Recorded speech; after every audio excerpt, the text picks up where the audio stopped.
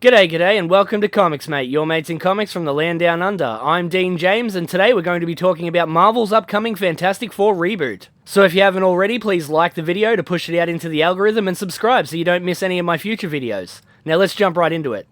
The MCU has been facing a lot of problems the last few years, steadily going down in both quantity and quality of their movies. But with that all set to change, hopefully with the release of Deadpool 3, and then Blade, is there still hope that Disney can turn this ship around? It's been a debate between fans for years now as to whether Marvel is a lost cause, and this newest reveal regarding the upcoming Fantastic Four movie has not exactly settled anything. The cast mostly looks good, except maybe one. PEDRO Pascal as Mr. Fantastic. Whether or not he will be any good as Reed Richards is still up in the air for now, but to me he just doesn't fit the role at all. Which is typical for PEDRO, as he tends to take a lot of roles that he just doesn't quite fit into, to varying degrees of success.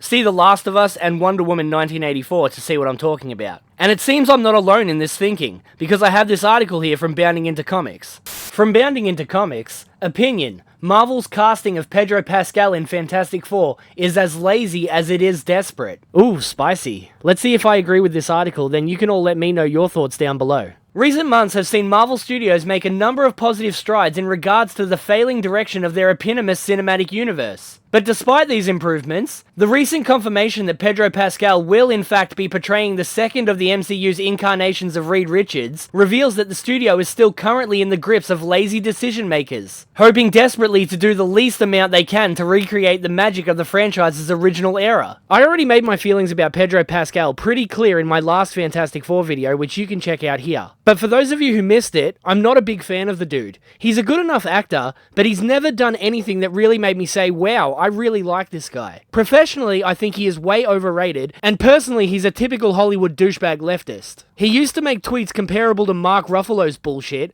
but has since scrubbed that entire account from the internet and started a new one. But the internet doesn't forget, and I certainly don't either. Following months of rumors and speculation to the fact, February 14th saw Marvel Studios drop their fans a Valentine's Day gift by way of confirmation that, upon their arrival to the MCU, Ben Grimm, Johnny Storm, Sue Storm, and Reed Richards will be portrayed by Ebon Moss-Bachrach, Joseph Quinn, Vanessa Kirby, and PEDRO Pascal, respectively. In announcing the news, Marvel Studios also shared a piece of promotional artwork, as illustrated by concept artist Wes Burt, depicting the above actors as their characters with a 1960s aesthetic, and apparent confirmation that the film, as previously rumoured, will be a period piece. I don't mind the idea of it being a period piece set in the 60s, though that does raise some questions about the continuity of the MCU timeline. But please don't let those be the costumes for the movie. It looks super cheesy, and I think most people would agree that we should get something more like these.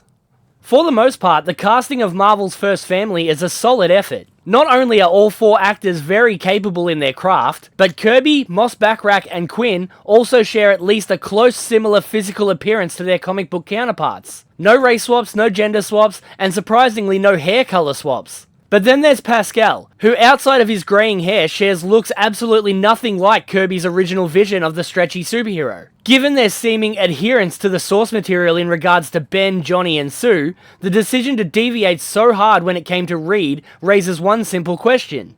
Why? Why? Tell me why. The answer, as posited in this article's headline, is a combination of laziness and outright desperation. Thanks to his role in The Mandalorian, Pascal has become Hollywood's new IT star. As such, the actor has become somewhat of a default choice for studios when they need to add a bit of star power, and of course, ham-fisted representation into their projects. It doesn't matter that he looks nothing like the original incarnations of such characters as Wonder Woman 1984's Maxwell Lord, or The Last of Us's Joel Miller. Hey, I just said that. In Hollywood's eyes, the fact that he is both a somewhat recognizable name and an easy, low-effort way for them to add more diversity to their cast is all it takes for enough of them to begin throwing their biggest roles at his feet. And that there is my biggest problem with this. Outside of PEDRO Pascal's star power being massively overestimated, the very idea of representation is bullshit. What did you say? I've never once felt like I needed to be the main character of something just because I'm Australian, as if that somehow makes me special. Wait a minute! Because I'm not an ego-driven narcissist like all the race baiters in the media seem to be. But Dean, it's important to listen to people of colour because their lived experience is different than yours, due to systemic racism and other policies rooted in white privilege. That's absolute bullshit, straw man I just made up. Your skin color doesn't make you any more or less than anybody else, and it certainly doesn't make you special. Stop it. Get some help. Your quote, lived experience isn't any different to anybody else living in this day and age. Racism was all but dead until groups like Black Lives Matter and other race-focused companies like Sweet Baby Inc. tricked you into victimizing yourself in the name of racism, which worked wonders on the weakest minds of this generation. Wait. But was never anything more than a lie designed to give the most pathetic of us something else to blame for their own shortcomings. No. In Australia, we have a saying, I am, you are, we are Australian. Because it doesn't matter what your race is, we should all be in this together. People don't like you not because of your race, but because you're an ass. To this end, it's almost painstakingly obvious what Disney's game plan is. With the Marvel Cinematic Universe's reputation currently at an ever-falling all-time low, the House of Mouse is very likely hoping that Pascal's presence will be enough to spark a renewed interest in, and hopefully a resulting box office renaissance for the franchise. I find that highly unlikely. Even disregarding everything I've already said, Pedro Pascal just doesn't fit the role of Reed Richards, and that's what made the original MCU so successful in the first place. People forget that Robert Downey Jr. wasn't a massive star when he first landed the role of Tony Stark Iron Man back in the beginning of the MCU. In fact, there were articles asking if his reputation would damage the brand before it even got off the ground. It wasn't his star power that helped make Iron Man a success, it was the fact that he perfectly embodied the role of Tony Stark. Everyone from the original fans of the Iron Man comics to normies who had never read any of the original stories all agreed that Robert Downey Jr. was Iron Man in every sense of the word. His star power arguably grew out of that success, not the other way around. That's true. Yeah, that's true. That's true. That's fucking true. That's how it is, dude. Will it work? If it does, it won't be to the extent Marvel Studios is likely hoping for. As best put by director Quentin Tarantino, it's not the actors who are the franchise's star, but its characters. Rather, the success of Fantastic Four will instead come down to its script. Is its adventure compelling? Are its characters well defined?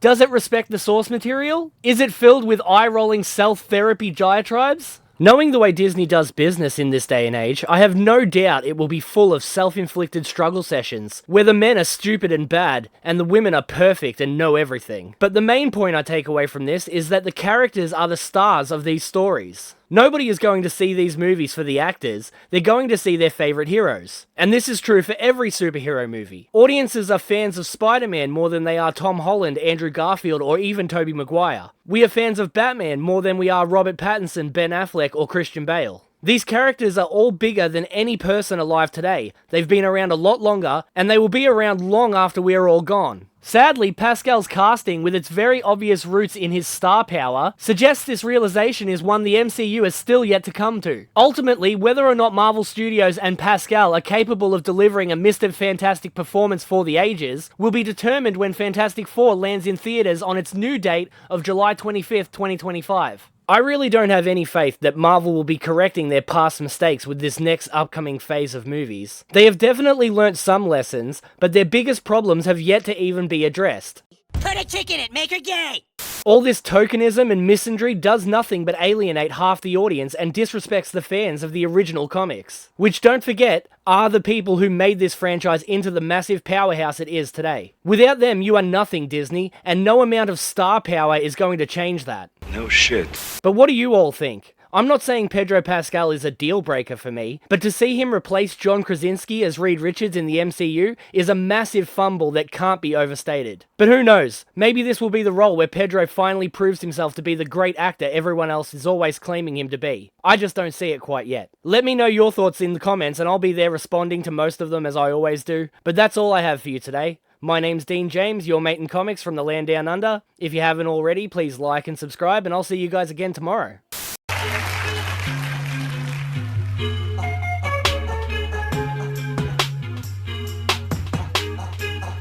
This is for you, Melinda. I hope you like it. Yeah. Hey, all the troops, this is school. It's not always cool to be cool. What? You try to play you for a fool. Like you see a girl who's unique. It's a treat, cause she's sweet. And she really seems to knock you off your feet. You wanna say, hey, but you don't. You don't. Your mom says tell her how you feel, but you won't. Cause you're just too cool to tell her truly. Get your feelings all getting unruly, don't try to school me.